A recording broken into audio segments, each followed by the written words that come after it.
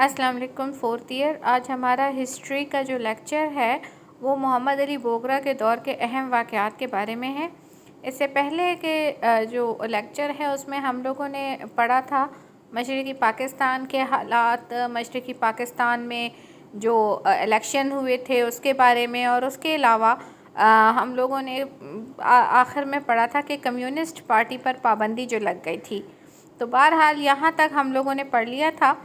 آج کا جو ٹاپک ہمارا ہے وہ ہے گورنر جنرل کے اختیارات میں کمی. گورنر جنرل کے اختیارات میں کمی، یہ جو ٹاپک ہے یہ بیسیکلی ایک نیکسٹ ٹاپک سے جو ہمارے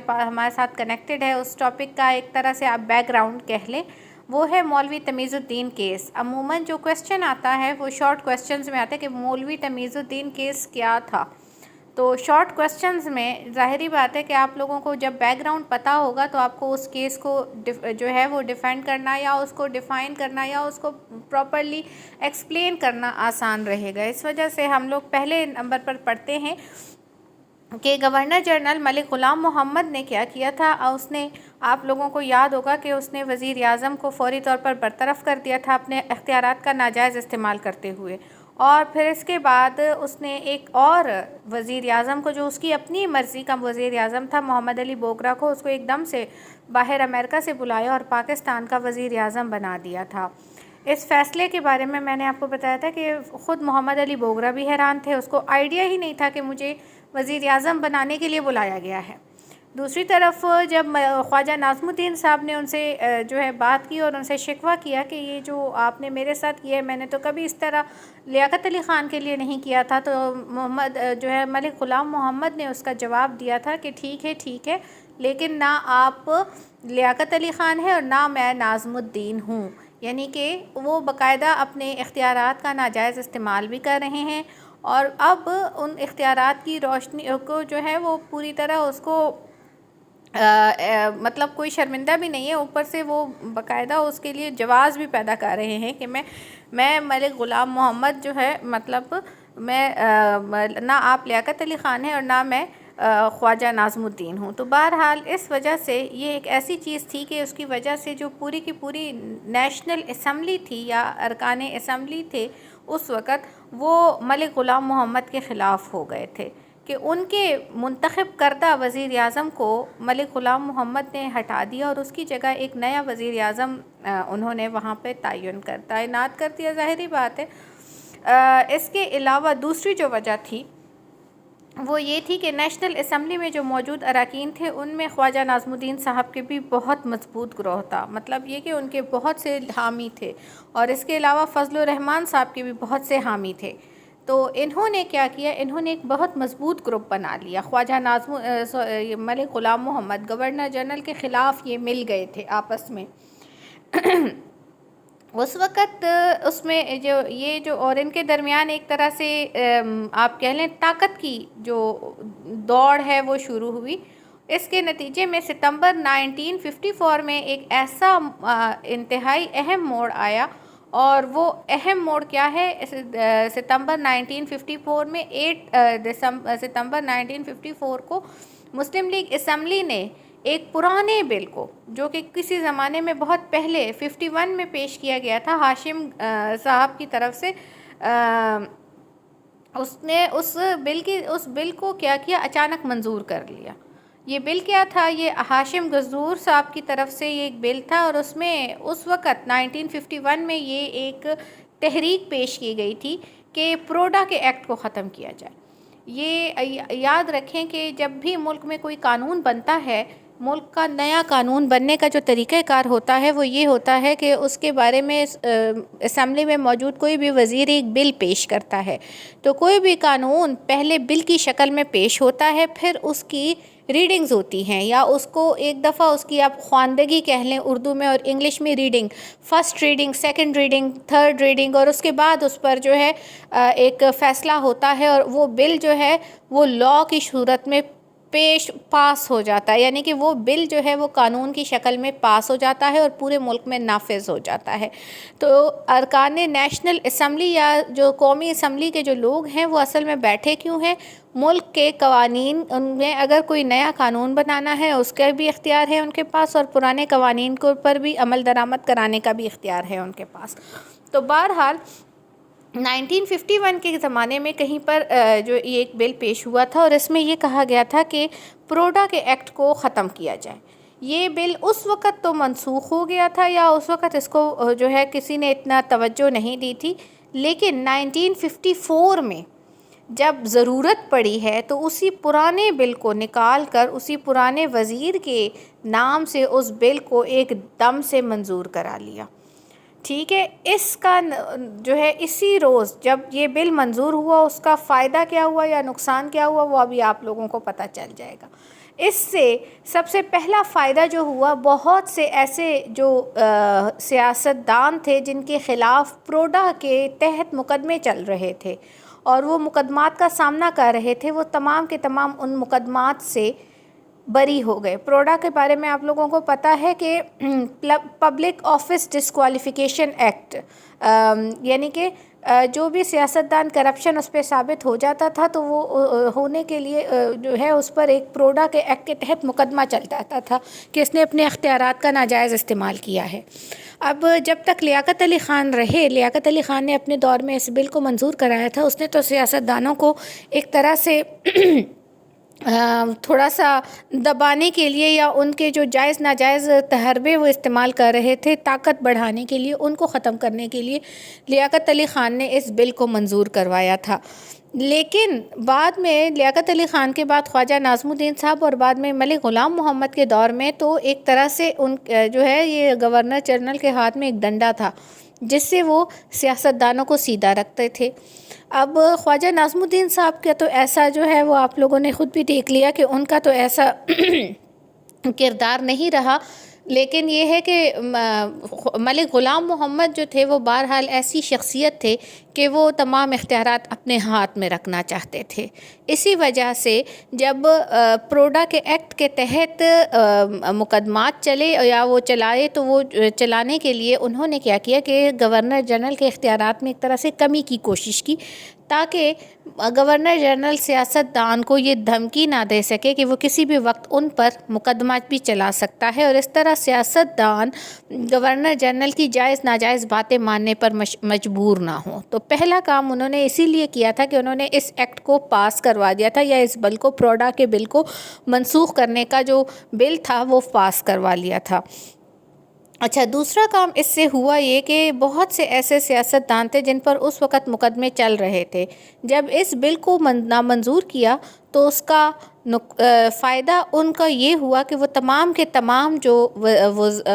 گورنر تھے یا جو سیاستدان تھے یا جو پولیٹیشنز تھے، وہ تمام کے تمام ان مقدمات سے آزاد ہو گئے تھے۔ ان کے مقدمات سے آزادی کی وجہ سے ہوا یہ کہ ان میں سے بہت سے تو ایسے تھے جنہوں نے بعد میں مسئلے مسائل بھی پیدا کیے، جیسے ایوب کھوڑو نے بعد میں، چونکہ اس سے پہلے تو وہ ظاہری بات ہے پروڈا کے تحت مقدمات کا سامنا کر رہے تھے، لیکن جب یہ ایکٹ ہی ختم ہو گیا تو ایوب کھوڑو نے مزید مسائل پیدا کرنے شروع کر دیے تھے۔ لیکن بہت سے ایسے بھی تھے جنہوں نے اس ایکٹ کے خاتمے کا جو ہے وہ آپ کہہ لیں کہ اس کا کے حل پر کیا کیا، اس پروڈکٹ ایکٹ کو ختم کرنے کے نتیجے کے طور پر انہوں نے باقاعدہ جو خواجہ ناظم الدین صاحب تھے اور فضل الرحمان صاحب ہے، ان کے جو گروپ کا ساتھ دینا شروع کر دیا، یعنی کہ ان کے گروپ کی طاقت میں اضافہ ہو گیا۔ بہرحال اس کے علاوہ ایک اور کام ہوا کہ اسی روز، جس روز یہ پروڈا کا ایکٹ منسوخ ہوا تھا، پروڈا کا ایکٹ میں آپ لوگوں کو تھوڑا سا ڈیٹیل سے میں نے اسی لیے بتایا، اسی روز دوبارہ ایک نیا بل بھی پیش ہوا دستور ساز اسمبلی میں، جو محمد ہاشم غزور صاحب کے نام سے ایک دوسرا بل پیش ہوا، جس کی روح سے دستور میں ایسی ترامیم کی گئی یا جو کانسٹیٹیوشن ہے اس میں ایسی چینجز کی گئی جس کی وجہ سے گورنر جنرل کا یہ اختیار کہ وہ گورنمنٹ آف انڈیا ایکٹ 1935 کے تحت کسی بھی وقت جو کسی وزیر اعظم کو منسوخ کر سکتا ہے اس کا خاتمہ کر دیا. یعنی کہ وہ وزیر اعظم کو کسی بھی وقت جو ہے وہ گورنر جنرل صاحب جو ہیں وہ کسی بھی وقت وزیر اعظم صاحب کو گھر نہیں بھیج سکتے. یہ تھا گورنمنٹ آف انڈیا ایکٹ 1935 کے بارے میں دوبارہ بھی بتا دیتی ہوں. پہلے بھی میں نے بتایا تھا کہ یہ اصل میں تو گورنمنٹ آف انڈیا ایکٹ 1935 میں ہی آیا اور 37 میں پورے ملک میں جو ہے انڈو پاکستان تھا اس میں نافذ ہو گیا تھا. لیکن جب انڈیا اور پاکستان علیحدہ ہوئے تو اس وقت دونوں کے پاس کوئی نیا کانسٹیٹیوشن نہیں تھا، اس لیے گورنمنٹ آف انڈیا ایکٹ 1935 میں ہی کچھ چینجز کر کے دونوں ممالک نے اسے فوری طور پر اپنا آئین کے طور پر نافذ کر دیا. اس میں جو گورنمنٹ آف انڈیا ایکٹ 1935 کے تحت جو آئین کے تحت یہ نافذ ہوا، اس میں کیا تھا کہ گورنر جنرل کے جو اختیارات تھے اس میں اس کے بہت زیادہ اضافہ تھا، کیونکہ گورنر جنرل کے اختیارات میں اضافہ گورنمنٹ آف انڈیا ایکٹ میں کیوں رکھا گیا تھا؟ اس کی وجہ یہ تھی کہ گورنر جنرل کا جو عہدہ تھا وہ گورنمنٹ انڈیا میں انڈو پاکستان میں یہ عہدہ ہمیشہ انگریزوں کے پاس ہوتا تھا. تو انگریز ہمیشہ اپنے آپ کو انڈینز، میں ورڈ انڈین یوز کر رہی ہوں، کوئی مسلم یا ہندو یوز نہیں کر رہی، میں ہر طرح کا انڈین ورڈ یوز کر رہی ہوں. تو انڈین سے وہ خود کو تھوڑا سا سپریم رکھتے تھے، اس لیے سپریم رکھنے کے چکر میں وہ کیا کرتے تھے یا اپنے آپ کو ذرا زیادہ بڑے عہدے پہ رکھتے تھے. اس لیے وہ انڈینز کے بارے میں انہوں نے ایسا فیصلہ کیا تھا کہ کسی بھی وقت گورنر جنرل اگر چاہتا تو وہ انڈیا کے پرائم منسٹر کو گھر بھیج سکتا تھا. لیکن اس کے باوجود کبھی اس چیز کا فائدہ کسی انگریز جو ان کے گورنر جنرل تھے اس وقت کے، ان میں سے کسی نے نہیں اٹھایا. لیکن اس کا فائدہ ایک پاکستانی گورنر جنرل نے اٹھایا اور اس نے منتخب کردہ وزیر اعظم کو گھر بھیج دیا تھا. اس وجہ سے پاکستان کے جو اسمبلی تھی اس کے باقی لوگوں نے اس بات کو منظور کرا لیا کہ دوبارہ سے گورنر جنرل صاحب اس طرح کا فیصلہ نہ کر سکے. اس لیے انہوں نے اس کو منسوخ کرنے کا ایک بل پیش کیا. میں نے پہلے بتایا تھا کہ کسی بھی چیز کو قانون کا درجہ دینے سے پہلے اس کو بل کی شکل میں پیش کیا جاتا ہے. اس بل کا نوٹس 4 بجے شام کو دستوریہ کے آفس کو ملا، یعنی کہ 4 بجے شام کو فوری طور پر نوٹس ملا. 6 بجے شام کو اس کمیٹی کو اگلے دن ایجنڈے میں رکھنے کا فیصلہ کیا گیا. یہ بہت جلدی ہے، ورنہ عموماً جب ایک بل پیش ہوتا ہے اور بل پر فرسٹ ریڈنگ، سیکنڈ ریڈنگ یا پہلی خواندگی، دوسری خواندگی یا تیسری خواندگی جو ہے ہوتی ہے، پھر اس پر ووٹنگ ہوتی ہے، تو یہ تقریباً اس میں 2-3 مہینے لگ جاتے ہیں. لیکن یہاں پر اگر آپ ذرا دیکھیں تو عام حالات کے بجائے بہت جلدی ایک کام ہو رہا ہے. انہوں نے کیا کیا کہ 4 بجے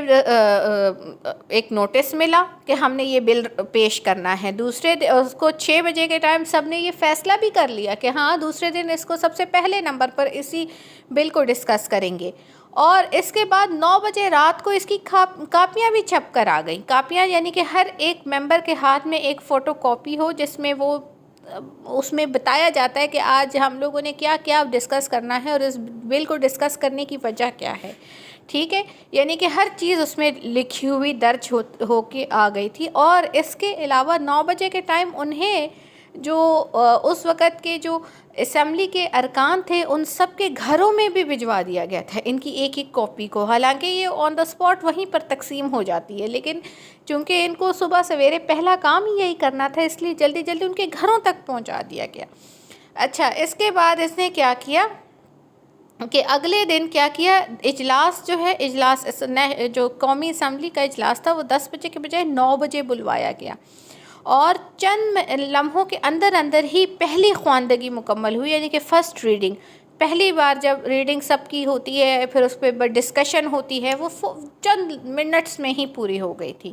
اس کے بجائے تھوڑی دیر بعد دوسری اور پھر تیسری خواندگی بھی مکمل کر لی گئی. ہر دفعہ اس پر اصل میں جب بل پیش ہوتا ہے تو پہلے بار اس پہ خواندگی یعنی کہ اس کی ریڈنگ ہوتی ہے، پھر اس میں اگر چینجز ہوتی ہے اس پر بحث ہوتی ہے، پھر اس پر ریڈنگ ہوتی ہے، پھر بحث ہوتی ہے، پھر تیسری دفعہ ریڈنگ اور تیسری دفعہ بحث کے بعد اس کو یا منظور کر لیا جاتا ہے اور یا پھر اس کو منسوخ کر لیا جاتا ہے۔ یہ وہ طریقہ کار ہے جو عموماً ہمارے پاکستان کے آئین میں درج ہے۔ تو بہرحال یہ اگلے دن جو ہے اس کی تیسری خواندگی بھی تھوڑے دیر میں مکمل ہو گئی، یعنی کہ اس کو کسی نے ریجیکٹ ہی نہیں کیا، سارے اس پر جو ہے وہ آمادہ بھی تھے اور جلدی جلدی کام بھی کرنا چاہتے ہیں۔ جلدی جلدی کام کی وجہ کیا تھی وہ بھی ابھی آپ کو پتہ چل جائے گا۔ اس کے بعد کیا ہوا، 1 گھنٹے کے اندر اس پر دستوریہ کے صدر مولوی تمیز الدین کے دستخط ثبت ہو گئے۔ مولوی تمیز الدین جو تھے وہ اس وقت کے اسپیکر تھے۔ آپ لوگوں کو بھی پتہ ہے کہ جب نیشنل اسمبلی کی کارروائی ہوتی ہے تو نیشنل اسمبلی کی کارروائی کو کنڈکٹ کرنے کے لیے یا چلانے کے لیے اسپیکر ہوتا ہے جو نیشنل اسمبلی کا بیٹھا ہوتا ہے، اور ہر جو نیشنل اسمبلی میں موجود جو وزیر اعظم ہوتا ہے وزیر ہوتا ہے تو وہ ہمیشہ حتیٰ کہ وزیر اعظم بھی وہ بھی جب بات کرتا ہے، آپ کسی پرانی ریکارڈنگ کو دیکھ لیں تو آپ کو پتہ چلے گا کہ وہ جب بات کرتے ہیں کہتے ہیں جناب اسپیکر یہ ہوا، پھر جناب اسپیکر آپ کے علم میں ہونا چاہیے یہ ہوا، اس طرح وہ بات کرتے ہیں۔ تو یعنی کہ جس طرح ایک کلاس کو کنڈکٹ کرنے کے لیے ایک ٹیچر سامنے کھڑی ہوتی ہے، اس طرح یہ اسپیکر جو ہے یہ اسمبلی میں کھڑا ہوتا ہے۔ تو یہ جو ہے یہ اسپیکر جو ہے اس کا نام تمیز الدین تھا، اس نے فوری طور پر اس پہ دستخط بھی کر لیے اور اس کے دستخط کے بعد اس کو پریس بھی بھجوا دیا گیا۔ نئی ترمیم کے بعد جو ہے گورنر جنرل کا یہ حق ختم ہو گیا کہ وہ کسی بھی وزیر کو وزیر اعظم کو معزول کر سکے، اور کسی ایسے شخص کو وزیر مکمل کرنے کا بھی اسے اختیار نہ رہا جس کا اسمبلی سے کوئی تعلق ہی نہ ہو۔ یعنی آپ گھر سے بیٹھ کے کسی بھی بندے کو اٹھا کے نہیں وزیر اعظم بنا سکتے، صرف وزیر اعظم وہی بن سکتا ہے جو اس دستوریہ یا اس جو ارکان اسمبلی ہیں اس کا کوئی ممبر ہو۔ تو بہرحال یہ تھا، اس طرح اس میں شبہ نہیں کہ مولوی تمیز الدین خان اور فضل الرحمان گروپ نے ترمیمی بل کے کرانے کے سلسلے میں ایک عجیب و غریب طریقہ اختیار کیا تھا، اور ایسے وقت میں یہ سارا کچھ ہوا جب گورنر جنرل صاحب دارالحکومت سے باہر تھے اور ان سے تمام کے تمام اختیارات چھین لیے گئے۔ ٹھیک ہے، تو یہ سارا کچھ اس وقت کرنے کا تھا۔ یہ بیسیکلی آپ کا پہلا ہے کہ پہلا وہ تھا، چونکہ اس کو سمجھانا زیادہ تھا اس لیے چھوٹا سا ہی میں نے آپ لوگوں کو فی الحال ایک ہی ٹاپک پڑھا دیا۔ آج کا لیکچر یہیں پر ختم ہوتا ہے۔ جزاک اللہ۔